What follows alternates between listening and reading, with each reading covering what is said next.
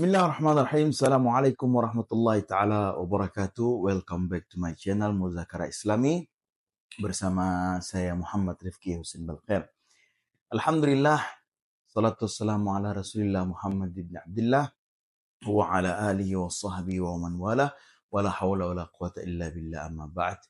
Alhamdulillah, pada kesempatan yang berbahagia ini, segmen yang berbahagia ini, insyaallah kita berjumpa lagi dalam channel Muzakara Islami untuk melanjutkan podcast kita yang sebelumnya, yang mana kemarin kita sudah membahas tentang asas hukum Islam, membahas tentang syarat, tentang rukun dalam ibadah.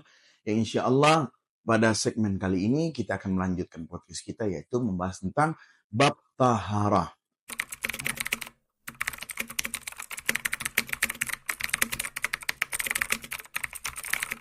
Nah ya, jadi bagi kita, bagi umat Islam, bagi umat Muslim, dan bagi orang mukmin, kita harus mengenal tentang yang namanya bab taharah, yaitu bab bersuci. Karena ketika seseorang Islam, seseorang yang beragama Islam ingin melakukan ritual ibadah di dalam agama Islam, maka diwajibkan seseorang itu untuk taharah dulu. Apa itu taharah? Tahara ialah bersuci.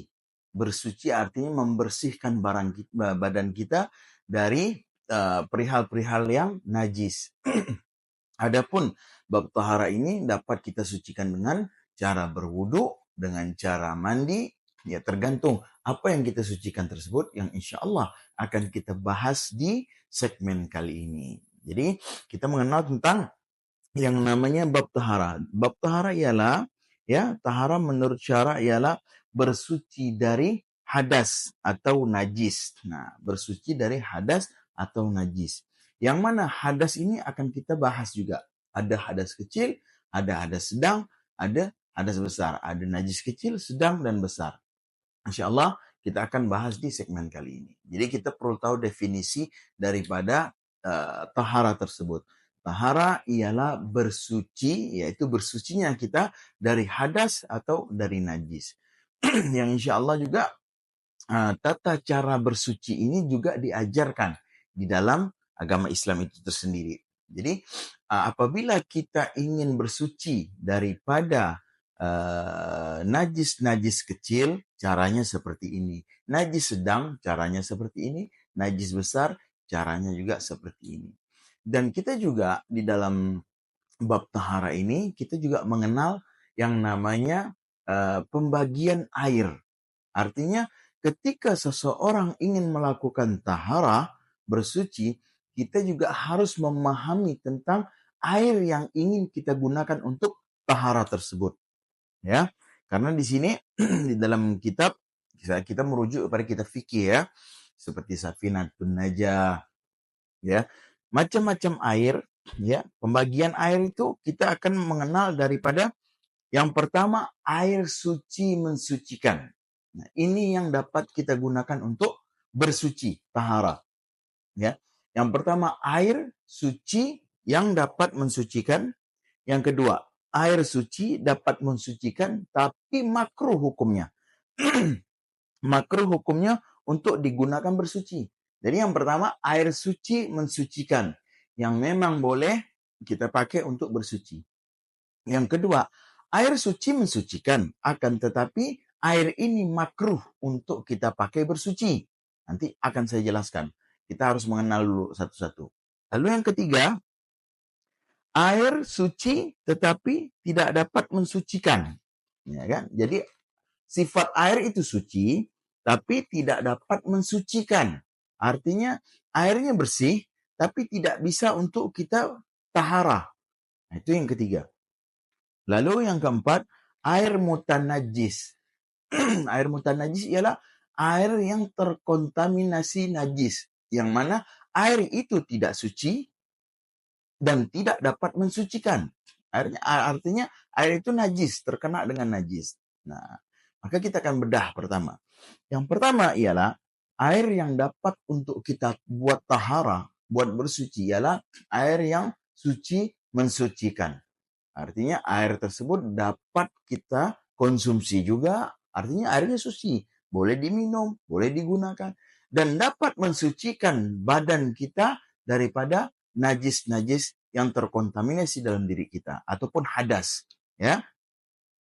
Jadi contoh daripada air yang suci mensucikan, air yang bersih yang dapat mensucikan ialah yang pertama, contohnya air hujan, lalu air sumur, lalu air laut. Ya, walaupun air laut itu asin rasanya, tapi air laut itu tergolong daripada air yang suci dan mensucikan. Artinya boleh dipakai untuk berwudu. Ya. Terus air seperti air sungai, air salju, air telaga, air embun, nah, itu tergolong daripada air yang suci mensucikan. Air yang dapat digunakan untuk tahara, membersihkan daripada hadas maupun daripada najis kita. Lalu yang kedua, air suci dan mensucikan akan tetapi makruh dipakai untuk bersuci, dipakai untuk berwudu, dipakai untuk membuang hadas. Apa itu air yang suci mensucikan akan tetapi makruh? Ialah air yang mana diletakkan atau ditampung di bejana logam yang terkena matahari langsung. Nah, itu airnya makruh untuk digunakan untuk bersuci. Itu namanya air musyammas.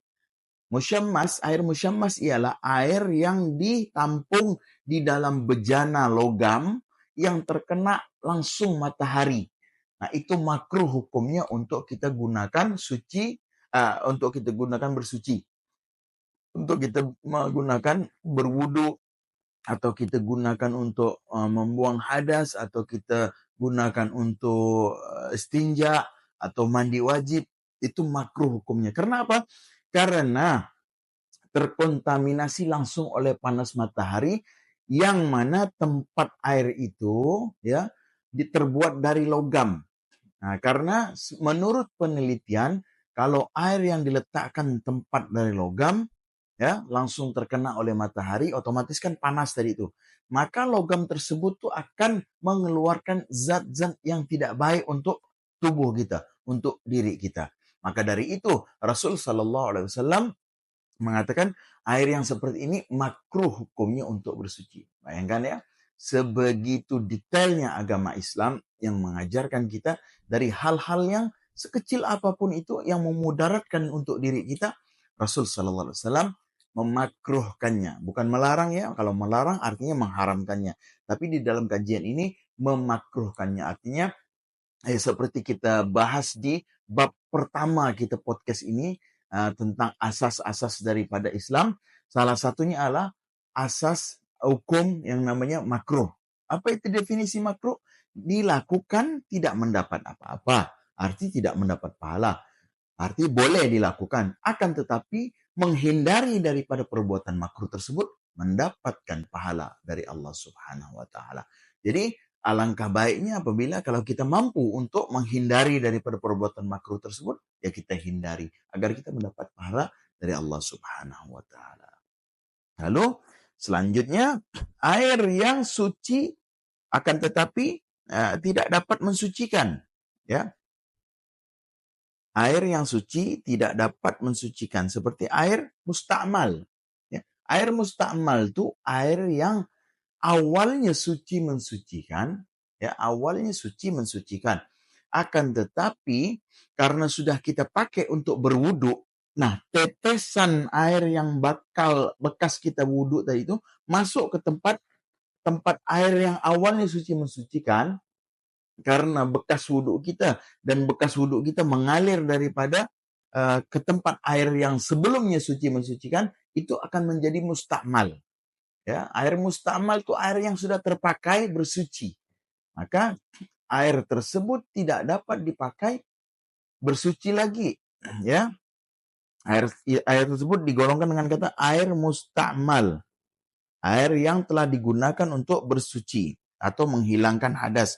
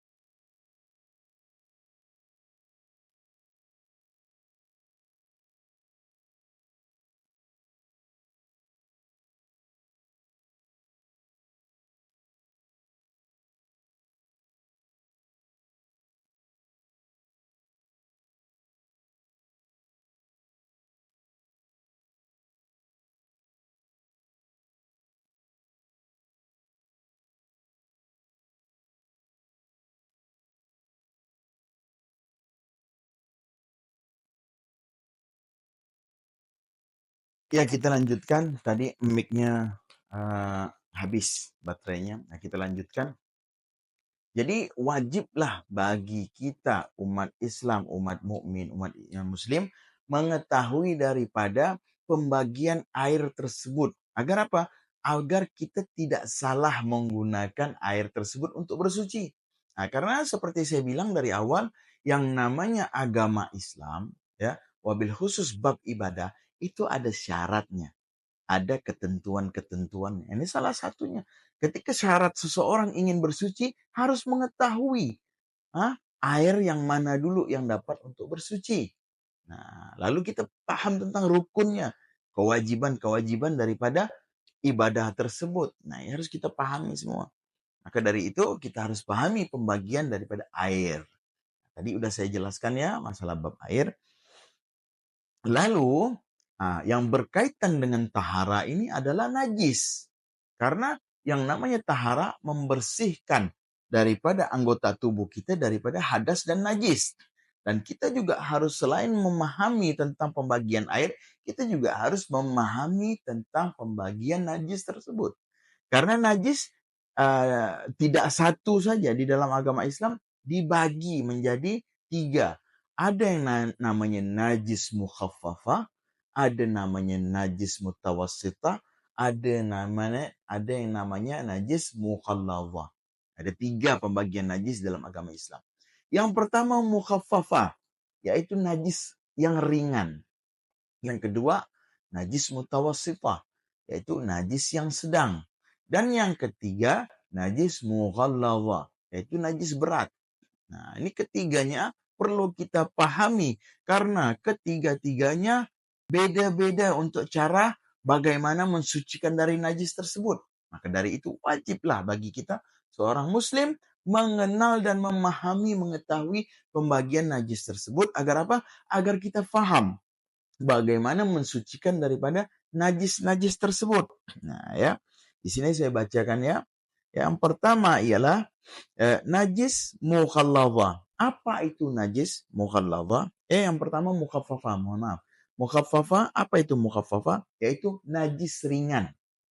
Yaitu ialah air, ini contohnya. Najis ringan itu apa sih? Najis air kencing bayi laki-laki yang belum berumur 2 tahun dan belum pernah memakan sesuatu kecuali air susu ibunya. Itu salah satu contoh najis mukhaffafah, najis ringan. Ya, seperti kencing air bayi laki-laki yang memang belum konsumsi apa-apa, hanya minum susu ASI aja dan belum berumur 2 tahun, itu mukhaffafah. Lalu seperti contoh najis mukhaffafah ini percikan apa, got, umpama kata ada got, lalu kita jalan terpercik air tadi itu kan, itu najis mukhaffafah. Lalu seperti kotoran cicak, kotoran cicak itu najis mukhaffafah, najis yang ringan. Yang bagaimana cara membersihkannya? Cukup dengan membasuh daripada tempat yang terkena najis tersebut, kita basuh saja, ya udah selesai. Bersih dari najis tersebut. Caranya membersihkan daripada najis mukhaffafah cukup dibasuh dengan air. Nah, selama baunya hilang, rasanya hilang, warnanya hilang, maka selesailah kita membersihkan daripada najis mukhaffafah tersebut. Lalu yang kedua, najis mutawassithah. Najis mutawassithah ini ialah najis yang sedang.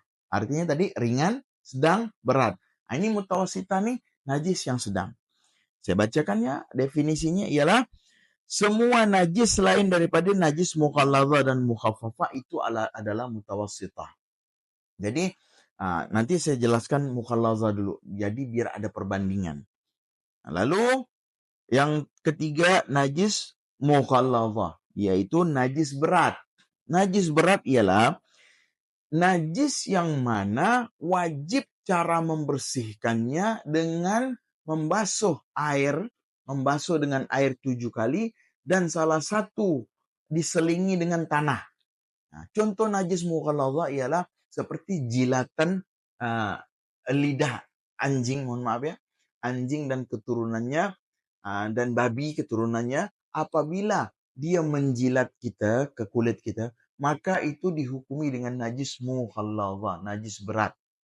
Yang mana cara membersihkannya harus dengan membasuh air 7 kali dan diselingi dengan salah satunya dengan tanah. Baru kita basuh lagi sebanyak 7 kali. Itu caranya. Jadi apabila makanya di dalam agama Islam itu tidak menganjurkan untuk memelihara hewan tersebut. Nah, tapi tidak haram ya, tidak dianjurkan karena takut tadi kena terkontaminasi najis tadi. Terus ada pertanyaan, bagaimana Ustaz seandainya kita memegang anjing, apakah tetap dihukumi najis? Ini bukan anjing yang menjilat, cuman memegang. Ya, saya pernah belajar, apabila tangan kita atau yang kita pegang kulit kita ini kering dan badan ataupun bulu anjing itu kering, maka tidak apa-apa, tidak dihukumi dengan najis mughalladhah. Tapi akan tetapi salah satu tangan kita basah ataupun bulu anjing tersebut basah, nah itu yang tidak boleh. Itu yang terhukumi najis mughalladhah. Tapi kalau sama-sama kering, tidak apa-apa. Akan tetapi kalau jilatan atau liur anjing dan babi, tetap hukumnya najis mughalladhah, najis berat, yang mana harus kita bersihkan dengan 7 air, 7 kali basuhan air, diselingi dengan tanah. Nah, lalu ada salah satu ikhtilaf lagi, tapi wallahu alam bisawab, saya juga masih belajar. Kalaupun memang ada salah dalam penyampaian, mohon komennya ya di bawah nanti ya. Saya pernah mendengar penjelasan tentang bahwasanya serigala itu walaupun liurnya itu tidak najis mughalladhah. Nah, wallahu alam ini ikhtilaf. Kalau anjing kan jelas najis mughalladhah, liurnya kalau dijilat kita. Tapi kalau serigala yang pernah saya dengar itu tidak. Artinya tidak najis mughalladhah. Wallahu alam bisawab. Namanya ilmu Allah ini luas. Nah, tapi ya itu namanya ikhtilaf, boleh kita pakai ataupun seandainya mau cari referensi yang lain lagi ya silahkan. Itu sekilas saja. Yang penting kita memahami tentang 3 najis tersebut. Najis pertama, najis berat. Najis mughalladhah yang saya jelaskan tadi. Lalu mutawassithah, najis sedang. Lalu mukhaffafah, najis ringan. Najis yang ma'fu, yang dimaafkan oleh Allah, yang cukup membasuhnya saja. Ya, yang penting hilang daripada rasanya, baunya, dan warnanya cukup itu. Ya. Nah, ini seperti yang saya jelaskan tadi, caranya tadi kan sudah saya jelaskan, mughalladhah itu membasuh, cara membersihkan najis mughalladhah itu membasuh dengan 7 air dan diselingi daripada tanah tadi, satu baru kita bersihkan lagi. Lalu najis mukhaffafah, najis ringan, sesuatu yang terkena najis mukhaffafah, cara mensucikannya adalah cukup memercikkan air pada tempat najis tersebut, kan najis ringan. Lalu mutawassithah, suatu yang terkena najis mutawassithah dapat suci dengan cara dibasuh sekali asal sifat najisnya, warnanya, rasanya, baunya itu hilang. Nah, adapun dibasuh 3 kali, basuhan atau siraman itu lebih baik. Jadi kalau seandainya kita basuh sekali cukup, tapi lebih baik kalau kita mau basuh 3 kali. Nah, jika najis hukmiyah, cara menghilangkan cukup dengan mengalirkan air saja pada najis tersebut. Jadi najis mutawassithah itu kita cukup basuh sekali, akan tetapi lebih baik kalau kita basuh 3 kali berturut-turut, dan kita hilangkan 3 sifat tadi, rasa, warna, dan baunya. Kalau udah hilang, ya udah selesai. Itu untuk cara membersihkan daripada najis mutawassithah. Ya, jadi itu pembagian air dan pembagian daripada najis-najis, agar kita paham sehingga kita menjalani ibadah ini tidak salah-salah. Karena sayang kalau kita niat ibadah kuat tapi cara ibadah salah, ya sia-sia. Nah, karena terkadang ada orang mau berbuat baik tapi caranya salah, ya tetap dipandang salah walaupun niatnya baik. Makanya belajar tuh dari bawah, dari bab tahara, dari bab syariat, baru nanti Seperti saya jelaskan podcast yang sebelumnya, ada syariat, ada tarekat, ada hakikat. Nah, ketika kita mempelajari dari bawah, lalu kita naik step sampai ke hakikat tujuan daripada ibadah tersebut, maka kita akan mendapatkan daripada ma'rifatullah. Ma'rifatullah artinya ya pengenalan diri kita kepada Allah, pengenalan Allah terhadap kita. Itulah yang ada bahasa jauh tak berjarak, dekat tak bersentuhan. Ya ibadah itu sudah nikmat, sudah indah bagi kita. Bahkan ketika seorang belajar syariat, tarekat, hakikat dan diamalkan semua, yang mana ibadah sebelumnya menjadi kewajiban bagi kita, ketika kita menjalani semua ini, taklim tadi semua, syariat, tarekat, hakikat, yang wajib menjadi berpindah kepada kebutuhan, bukan kewajiban. Karena kebutuhan itu instingnya ataupun keinginan seseorang untuk ibadah ataupun melakukan sesuatu, kalau di atas namakan kebutuhan akan lebih berbobot ketimbang kewajiban. Karena kewajiban ada dasar alasan mau tidak mau ya harus. Yang namanya kewajiban. Tapi kalau kebutuhan tanpa ada perintah, insting kita keluar sendiri. Nah, makanya marilah kita rubah ibadah yang sebelumnya diwajibkan kepada kita, kita naikkan setingkat lagi menjadi kebutuhan. Jadi kalau sudah kebutuhan, artinya tidak perlu diperintah, akan dicari, akan dinikmati. Nah, itulah kita perlu belajar step by step. Ya, tadi kita sudah belajar tentang bab air, bab najis.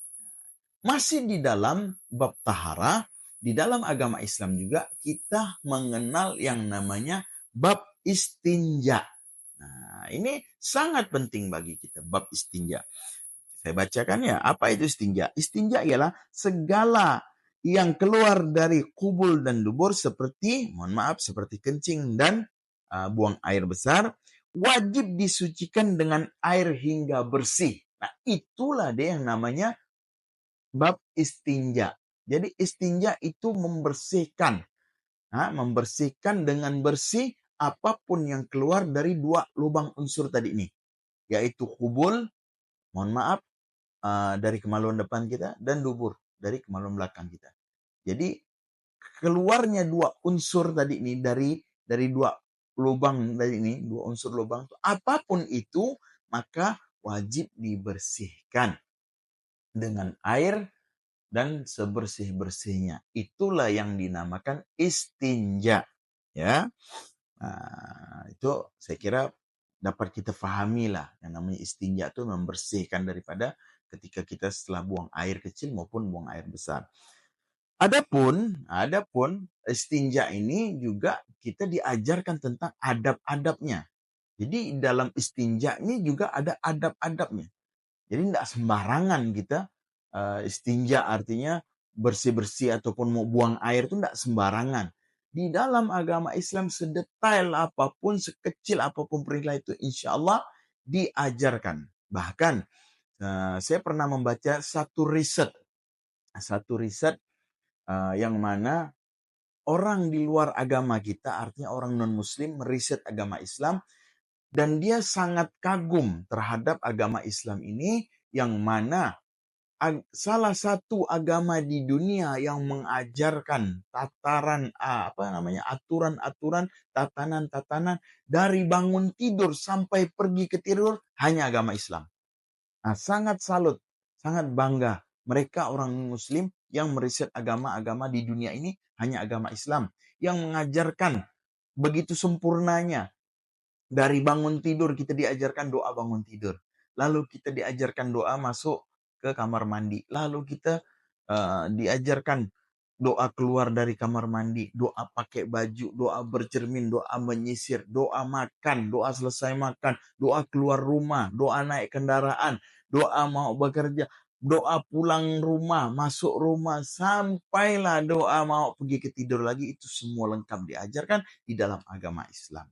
Makanya dari itu, dalam bab istinja sekalipun, perihal adab istinja juga Nabi SAW mengajar terhadap umatnya. Jadi, adapun adab-adab istinja, saya bacakan yang pertama. jangan di tempat yang terbuka. Jadi kita tidak boleh istinja atau buang air kecil, buang air besar di tempat yang terbuka. Ya, itu tidak ada sopan santunnya. Maka harus kita perhatikan adab daripada buang air tersebut, adab istinja tersebut. Lalu yang kedua, jangan di tempat yang dapat mengganggu orang lain. Ya, selain tempat yang terbuka, walaupun istilah tempat yang tertutup, tapi tidak boleh kita sampai mengganggu orang lain. Nah, itu ya. Nah, lalu yang ketiga, jangan bercakap-cakap kecuali dalam keadaan memaksa. Jadi dalam perihal istinja ataupun buang air, buang kecil, itu kita dilarang untuk bercakap-cakap kecuali memang ya darurat, memaksa. Karena apa? Ditakutkan. Kita kan membuang kotoran tadi ini. Takutnya kuman-kuman apa segala macam berseligawan berterbangan masuk ke mulut kita menjadikan penyakit tadi. Maka dilarang oleh baginda Rasul sallallahu alaihi wasallam apabila kalian dalam keadaan istinja jangan sekali-sekali bercakap-cakap.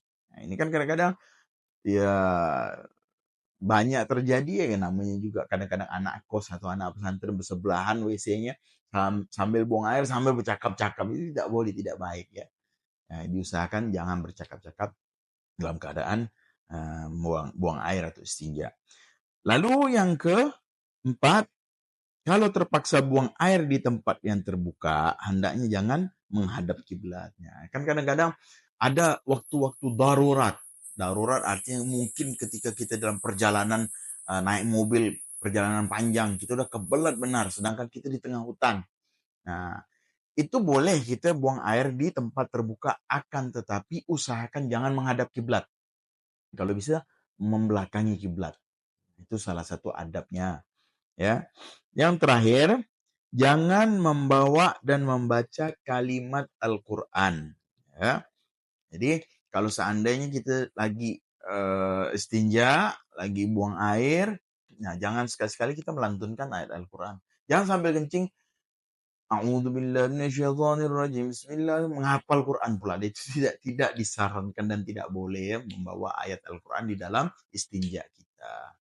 Nah, itu bab daripada istinja. InsyaAllah selanjutnya kita akan membahas bab-bab yang berkaitan dengan syariat ibadah, ya, wabil khusus sehari-hari ibadah sehari-hari kita. Ya, tadi kita sudah membahas tentang bab air, pembagian air yang dapat mensucikan, yang tidak mensucikan, yang mutanajis. Lalu kita membahas tentang najis, pembagian najis ada 3, mukhaffafah, mukhalladhah, mutawassithah, dan cara membersihkannya bagaimana. Dan yang terakhir tadi kita membahas tentang bab istinja. Bab istinja yaitu membersihkan daripada kotoran-kotoran yang keluar daripada 2 unsur lubang kubul dan dubur kemaluan kita dan dubur kita. Apapun itu yang keluar, mau kencing, mau kotoran kita, itu harus dibersihkan. Lalu kita juga mengenal tentang adab-adabnya. Bagaimana adab-adab buang air yang diajarkan di dalam agama Islam. Ya. Jadi insya Allah segmen kali ini cukup untuk pembahasan ini dulu. Karena kalau kita terlalu banyak juga membahas pembahasan, akhirnya nanti lupa. Biar sedikit-dikit tapi meresap dan paham. Dan insya Allah podcast Muzakara Islami selanjutnya, di segmen selanjutnya kita akan membahas tentang bab wudhu. Nah, ini sudah masuk bab wudhu. Setelah bab wudhu nanti kita masuk bab sholat. Step by step. Di segmen selanjutnya insya Allah mudah-mudahan kita dapat membahas tentang bab wudhu. Jadi jangan lupa tonton terus, ikuti terus ya channel Muzakara Islami, dan mohon dukungannya kepada penonton semuanya untuk mengembangkan channel ini, dan mudah-mudahan saya juga dapat menghadirkan narasumber-narasumber. Tapi sementara ini mungkin para asatid lagi sibuk menghadapi bulan Maulid. Insya Allah Al-Fakir sendiri akan menjelaskan semampu dan sepemahaman saya ketika saya belajar di pesantren tentang hukum-hukum syariat yang diajarkan kepada kita umat Islam. Jadi insyaallah selanjutnya kita akan membahas bab wudu.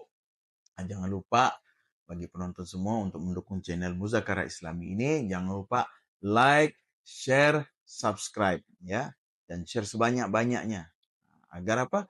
Agar kita dapat berdakwah melalui media sosial ini. Dan mudah-mudahan bermanfaat bagi kita, bagi wabil khusus bagi saya dan bagi penonton sekalian. Ya, kurang dan lebihnya mohon maaf. Insyaallah kita berjumpa ke segmen yang selanjutnya. Saya Muhammad Rifki Husin Balkhair. Assalamualaikum warahmatullahi wabarakatuh.